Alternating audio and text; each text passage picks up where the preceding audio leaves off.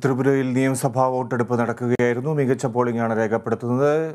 3 മണിവരെ 70% പോളിംഗ് രേഖപ്പെടുത്തിയിരിക്കുന്നു. ശക്തമായ ത്രികോണ മത്സരം നടക്കുന്ന ത്രിപുരയിൽ ഭരണ തുടർച്ച ലക്ഷ്യമിടുകയാണ് ബി ജെ പിക്കെതിരെ അട്ടിമറി വിജയം നേടാനാകുമെന്നാണ് കോൺഗ്രസിന്റെ CPM-ന്റെയും സഖ്യത്തിന്റെ പ്രതീക്ഷ. ഗോത്രമേഖലയിൽ കനത്ത മത്സരം തിപ്രമോദ പാർട്ടി ഉയർത്തുന്നുണ്ട്. വോട്ടെടുപ്പിനിടെ രാംനഗർ, കക്രാബാൻ, അമർപൂർ എന്നിവിടങ്ങളിൽ സംഘർഷമുണ്ടായി. അനുഷ വിവരങ്ങളുമായി ചേരുന്നു. അനുഷ, വോട്ടെടുപ്പ് ഏത് രീതിയിൽ സമാപിച്ചിരിക്കുന്നു? എത്ര ശതമാനം പോളിംഗ് ഇപ്പോൾ രേഖപ്പെടുത്തുന്നുണ്ട്? ഫിജി ഇന്ന് രാവിലെ 7 മണി മുതൽ വൈകിട്ട് 4 മണി വരെയാണ് ത്രിപുര പോളിംഗ് ബൂത്തിലേക്ക് ചെന്നത്. ഇതിൽ തന്നെ വൈകിട്ട് 3 മണി വരെ ആകുമ്പോഴേക്കും 72% പോളിംഗ് രേഖപ്പെടുത്തി എന്നാണ് അറിയാൻ കഴിയുന്നത്. ഇനി വോട്ടെടുപ്പ് അവസാനിച്ചതിനു ശേഷമുള്ള കണക്കുകൾ തെരഞ്ഞെടുപ്പ് കമ്മീഷൻ പുറത്തുവിടുന്നേയുള്ളൂ. അത് വന്നാൽ മാത്രമേ തെരഞ്ഞെടുപ്പിന്റെ ഒരു പൂർണ്ണ ചിത്രം നമുക്ക് വ്യക്തമാകുകയുള്ളൂ.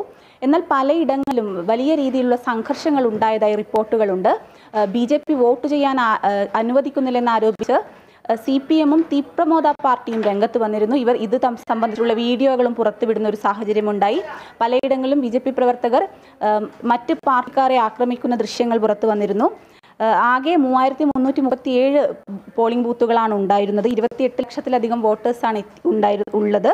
അതിൽ തന്നെ 1100-ലധികം പോളിംഗ് ബൂത്തുകൾ പ്രശ്നബാധിത ബൂത്തുകളായി ലിസ്റ്റ് ചെയ്യപ്പെട്ടവയായിരുന്നു.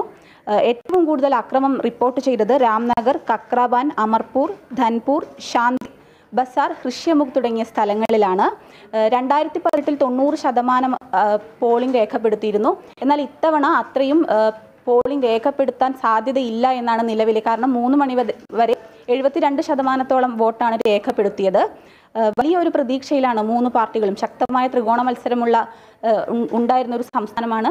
അതുകൊണ്ട് തന്നെ 3 പാർട്ടികളും വലിയ പ്രതീക്ഷയിലാണ്. ഇത്തവണ വിജയം 31-ലധികം സീറ്റുകൾ നേടാൻ കഴിയുമെന്നാണ് തിപ്രമോദ പാർട്ടി അടക്കം പറയുന്നത്. ഫിജി. ശരി.